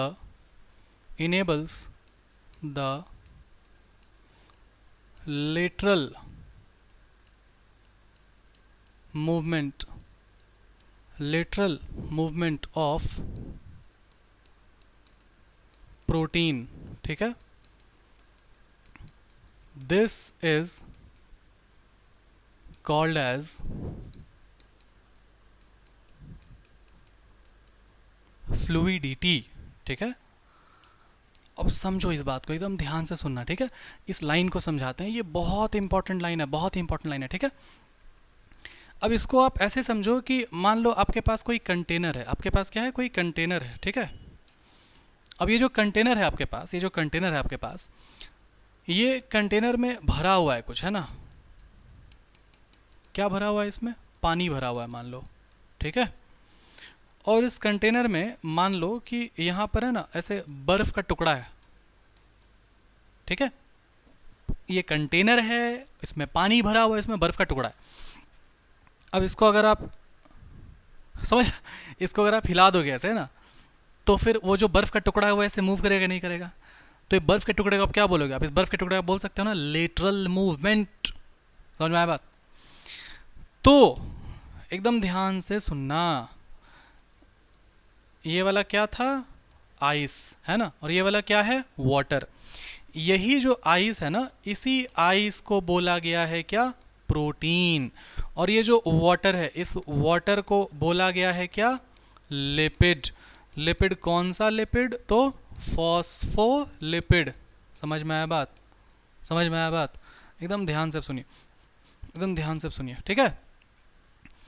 तो अब शायद आपको ये बात समझ में आ रहा होगा, शायद आपको ये बात समझ में आ रहा होगा। कहीं मिल जाओ यार, कहाँ चला गया? हाँ, ये देखो, शायद आपको ये बात समझ में आ रहा होगा कि आपके एनसीईआरटी का ये डायग्राम है, ठीक है।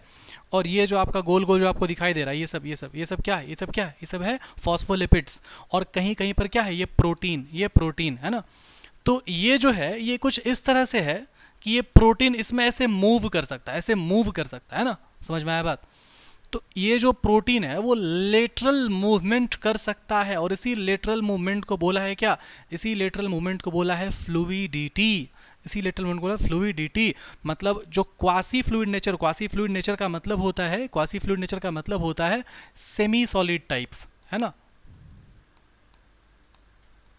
सेमी सॉलिड टाइप्स मतलब ना तो पूरा सॉलिड है और ना तो पूरा लिक्विड है ना। ध्यान से सुनो, एकदम ध्यान सुनो। जो आपका लिपिड है, फॉस्फोलिपिड है, ये फॉस्फोलिपिड कैसा है? ये सेमी सॉलिड जैसा है। और इसमें क्या टुकड़ा है? प्रोटीन का। तो ये ऐसे वो लेटरल मूवमेंट वो कर सकता है ना। इसी लेटरल मूवमेंट ये क्यों करेगा बताएंगे अभी। यही लेटरल मूवमेंट को बोला गया है फ्लूइडिटी।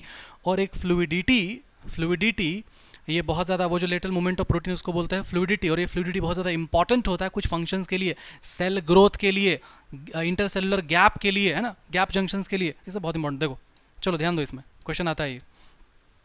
रुक जाओ, हम थोड़ा सा विंडो क्लोज कर लेते हैं, एक सेकंड रुक जाओ।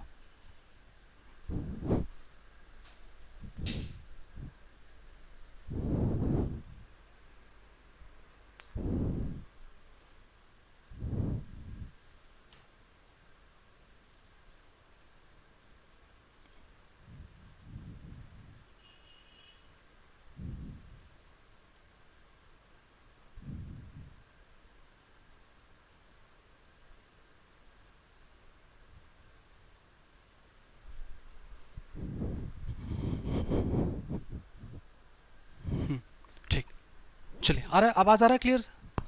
ठीक, ओके ओके ओके। हाँ, फ्लूइड, बारिश आ रहा है तो इस वाले विंडो से थोड़ा सा पानी का झटका से है ना।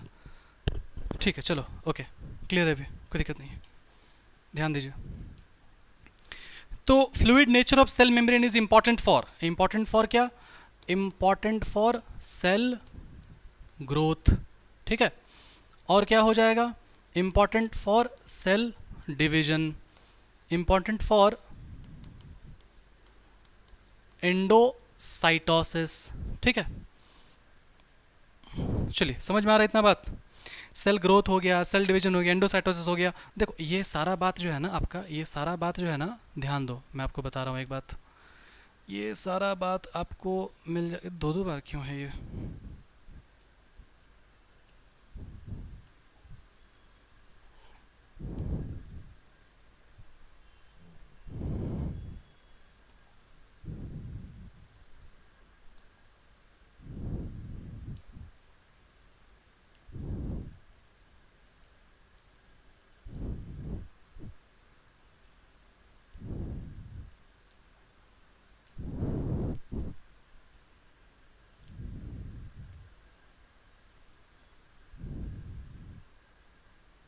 एनसीईआरटी तो आया नहीं यार पूरा।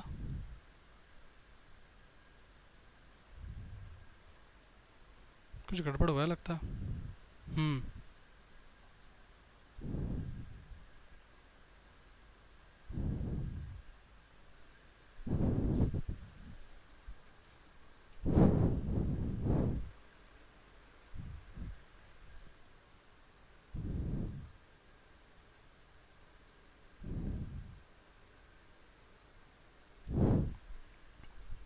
अच्छा, पीपीटी का एक स्लाइड मिसिंग है, ठीक है, कोई बात नहीं, वहाँ तक पहुँचेंगे तो बता देंगे, ठीक है, कोई दिक्कत नहीं है।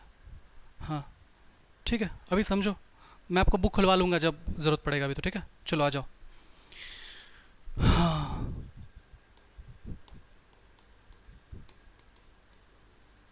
समझो अब ध्यान से एकदम। और क्या था, एक इंटर सेल्यूलर गैप जंक्शन। क्या हुआ ना कि ये जो चीज़ है ना आपके किताब में दिया हुआ है, अलग जगह पे दिया हुआ है, और ये हम ढूंढ रहे थे, तो ये वाला स्लाइड आपका मिसिंग है, एनसीईआरटी का कट्स। मैं अभी एक एक चीज़ को आपको मैं समझा देता हूँ, मैं आपको जो बोलूँगा वैसे आप करना, आप एनसीईआरटी खोलना, ठीक है, उसको क्लियर कराएंगे। और नहीं तो पैनल में ही गूगल से अभी एनसीईआरटी को खोल के आपको मेंशन कराएंगे, कोई टेंशन वाली बात नहीं है, ठीक, आओ वापस आओ। तो इसमें ध्यान दो कि बोला कि जो फ्लूइड नेचर है ना, ये जो फ्लूइड नेचर है, जो फ्लूइडिटी है ना, ये फ्लूइड नेचर को ही आप क्या कह सकते हो, इस फ्लूइड नेचर को ही आप बोल सकते हो, इस फ्लूइड नेचर को ही आप बोल सकते हो क्या, इसको आप बोल सकते हो फ्लूइडिटी। इस फ्लूइडिटी के कारण सेल ग्रोथ होता है, क्यों, क्योंकि एक जो सेल है, छोटा सा सेल, उसमें अगर ये प्रोटीन अगर लिटरली मूव करेगा, अपना शेप वो चेंज कर पाएगा वो सेल मेम्ब्रेन का, तो हो सकता है कि ग्रो कर पाए अच्छे से, ठीक है, तो वो सेल ग्रोथ कर पाएगा, सेल डिवीजन भी कर पाएगा, क्योंकि ये सेल मेम्ब्रेन में ही ना कुछ चेंजेस आता है, इस तरह का गैपिंग बनता है, इस तरह क्रैक बनता है, जिसको आप सेल साइकिल, सेल डिवीजन में आप जाकर के पढ़ते हो, cell furrow, FURW, cell furrow, मतलब ऐसे क्रैक जैसा चीज़ डेवलप होना, ठीक है। इंडोसाइटोसिस मतलब कि जो एक सेल है वो क्या होता है, ये किसी एक चीज़ को अंदर समा लेगा, ऐसे वो खा लेगा, ऐसे खा लेगा, है ना, इंडो मतलब अंदर, साइटोसिस का मतलब होता है साइटोप्लाज्म का स्ट्रीमिंग होना, साइटोप्लाज्म का स्ट्रीमिंग होगा, वो खा लेगा, उसको बोलते हैं इंडोसाइटोसिस, बाहर निकाल देगा उसको एक्सोसाइटोसिस, कहाँ होता था, अमीबा वगैरह में होता है ये, है ना। चलो आ जाओ। फिर सेक्रीशन, सेक्रीशन, सेक्रीशन मतलब ऐसे ही वो कोई चीज़ को है ना वो सेक्रीट कर पाएगा, जो वेस्ट होगा उसको सेक्रीट कर पाएगा। और होता है इंटरसेलुलर जंक्शन, गैप जंक्शन, इसमें एकदम ध्यान देना, ठीक है, एकदम ध्यान से सुनना। एक जो सेल है ना, ये जो एक सेल है मान लो, ठीक है, तो ये दूसरा सेल के साथ में जो गैपिंग जो बनाएगा, तो वो गैपिंग अलग अलग होता है। एक हो सकता है कि बहुत ज़्यादा टाइट जंक्शन बनाए, लूज जंक्शन बनाए, तो एनसीईआरटी में नहीं दिया हुआ ये सारा चीज़। गैप जंक्शन का एग्जाम्पल 2010 के पहले का आप देखोगे पीवाईक्यू, तो आपको कुछ गैप जंक्शन का आपको नाम मिलेगा, adhering junction, tight junction, gap junction, ठीक है, ये आपको मिलेगा इंटरसेलुलर गैप जंक्शन में, समझे बात को। तो वो सब आपको करने की आवश्यकता आपको नहीं है, जो मैं करा रहा हूँ उतना काफ़ी है। फ्लूइड नेचर क्या करता है, तो ये सारा ये फंक्शन करता है, इसको एकदम ध्यान रखना, ठीक है। वापस बढ़ें आगे, कंसेप्ट ऑफ ट्रांसपोर्टेशन, ठीक है, तो कंसेप्ट ऑफ ट्रांसपोर्टेशन समझो, ठीक है। और वो प्रोटीन कहाँ गया, प्रोटीन कहाँ गया,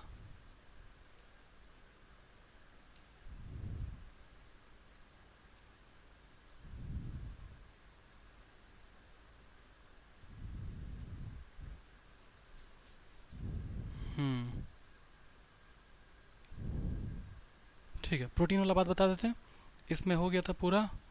ये नेक्स्ट वाला स्लाइड है, समझो अब अच्छा से, एकदम ध्यान से सुनना, ठीक है।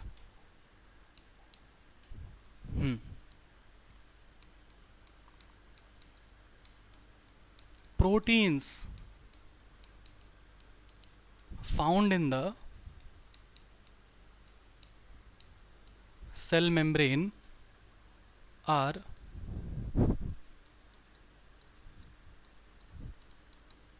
classified on the basis of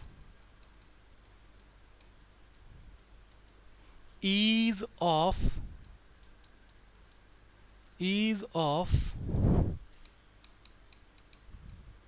extraction, ठीक है, इसको समझो अच्छा से।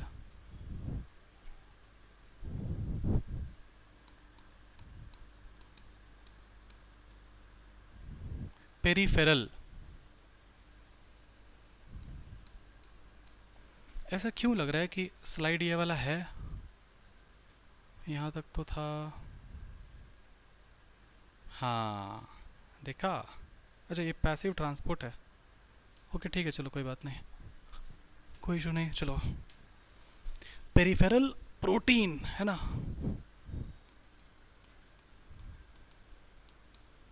और क्या है,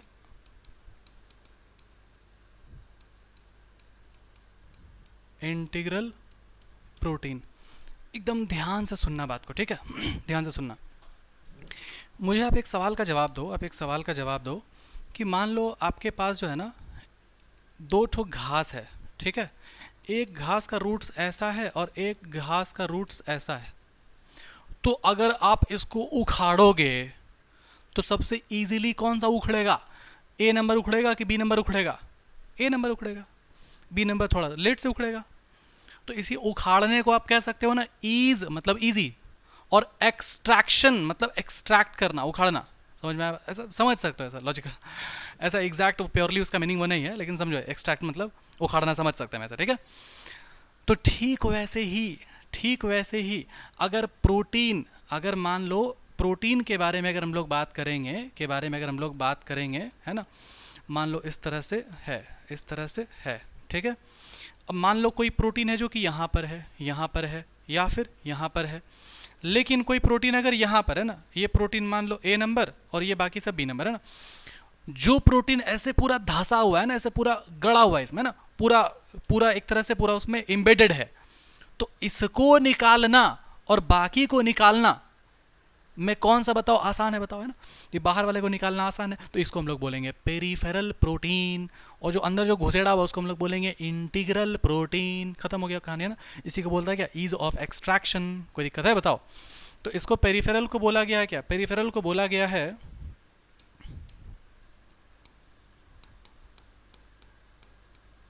प्रेजेंट ऑन सरफेस, या फिर क्या बोलेंगे,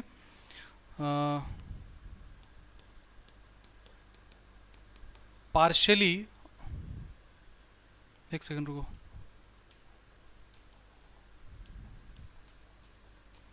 प्रेजेंट ऑन सरफेस, ठीक है? हाँ चलो बस हो गया, इसमें प्रेजेंट ऑन सरफेस। लेकिन इसमें हम लोग क्या बोलेंगे? इसमें हम लोग बोलेंगे पार्शियली और Holi embedded into the lipid bilayer। इसका ध्यान रखना है ना। क्या ध्यान रखना है? कि सिर्फ इसको हम लोग बोल रहे हैं क्या? सिर्फ इसको हम लोग बोले हैं क्या? पेरिफेरल प्रोटीन, क्योंकि पेरिफेरी में है, किनारे में है। और इसको है ना, या तो इसको या तो आधा जो है इसको, इन दोनों को हम लोग क्या बोलेंगे? इसको हम लोग बोलेंगे क्या? Integral protein. कोई प्रॉब्लम इसमें नहीं है। ये प्रोटीन ज़रूरी क्यों है? ये प्रोटीन्स इसलिए ज़रूरी होता है, ये प्रोटीन्स इसलिए ज़रूरी होता है क्योंकि क्या होगा ना कि आप, ये तो आप नहीं पढ़े हो, ट्रांसपोर्टेशन हायर प्लांट्स में आपका पढ़ाता था कि एक चीज़ होता है उसको हम लोग बोलते हैं पोरीन्स, एक्वापोरीन्स, है ना? एक्टिव ट्रांसपोर्ट और वो सब तो था, यहाँ पे भी पढ़ना है। पोरीन्स होता है ना, चैनल्स होता है, पंप होता है। तो आप ये बात को समझो कि आपका जो ये है, जो आपका एक सेल मेम्ब्रेन है, ये सेल मेम्ब्रेन चीज़ों को ट्रांसपोर्ट कराता है। ट्रांसपोर्ट कराने के लिए कुछ चाहिए होता है ना, या तो ये हो सकता है चैनल्स चाहिए, है ना, प्रोटीन चैनल, या तो हो सकता है कि क्या चाहिए? पंप चाहिए ना। समझ गए बात को? और पंप जहाँ आ गया वहाँ पर एक्टिव ट्रांसपोर्ट होता है। एक्टिव ट्रांसपोर्ट का मतलब क्या हुआ? एक्टिव ट्रांसपोर्ट का मतलब हुआ क्या? जिसमें एनर्जी यूज़ होता है, ठीक है? समझ में आ रहा है बात? तो ये सब ध्यान रखना है ना, प्रोटीन वगैरह क्या काम करेगा, ठीक? चलो आओ, वापस आओ।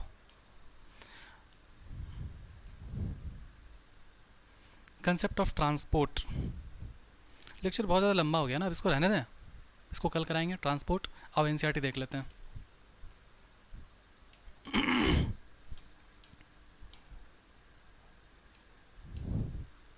डिटेल स्ट्रक्चर जो है मेम्ब्रेन का, सेल मेम्ब्रेन का, वो only after the advent of electron microscopy हुआ 1950s, है ना? हम 40s लिखे थे, समझाने टाइम आपको बताया 1940 1950s के बीच का ये बात होता है। केमिकल स्टडीज़ हुआ था किसमें? सेल मेम्ब्रेन में, स्पेशली किसका? ह्यूमन रेड ब्लड सेल्स का स्टडी हुआ था, ठीक है? और उसके बाद फिर क्या हुआ? साइंटिस्ट डिड्यूस किए पॉसिबल स्ट्रक्चर्स, है ना? जिसमें आपका एक डेनियल वाला मॉडल था, सैंडविच मॉडल, फिर आया क्या? आया आपका वो फ्लूइड मोज़ेक मॉडल। ये स्टडीज़ ये बात बताता है कि सेल मेम्ब्रेन मेनली बना हुआ है किसका? लिपिड्स का, प्रोटीन्स का।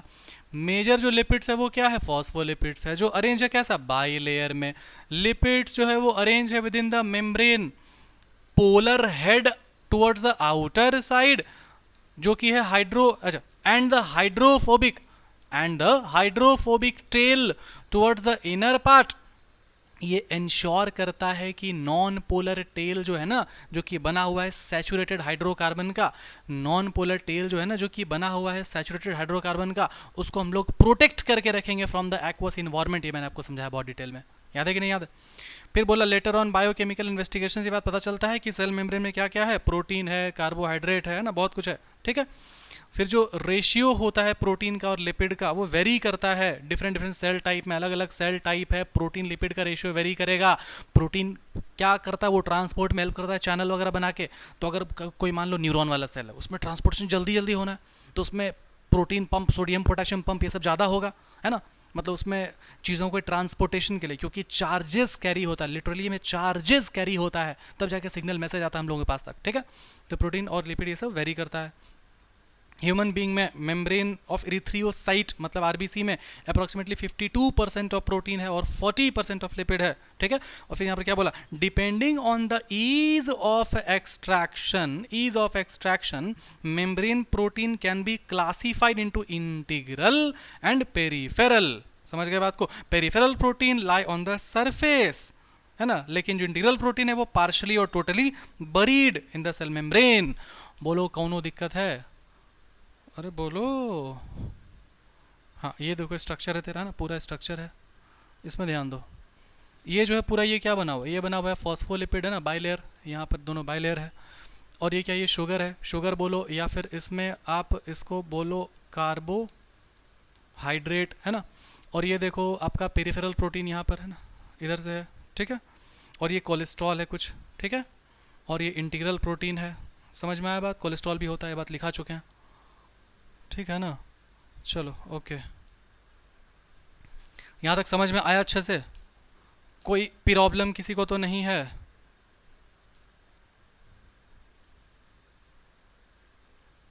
बोलो।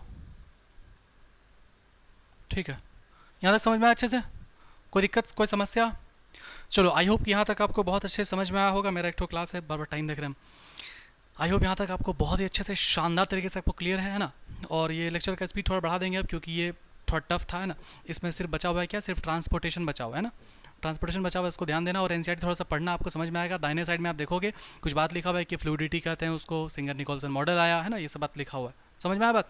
देख लो, एक दो पैराग्राफ्स को पढ़ लो, ठीक है, अच्छे से क्लियर करें आगे। ठीक है, चलो तब तक के लिए पढ़ाई करते रहें।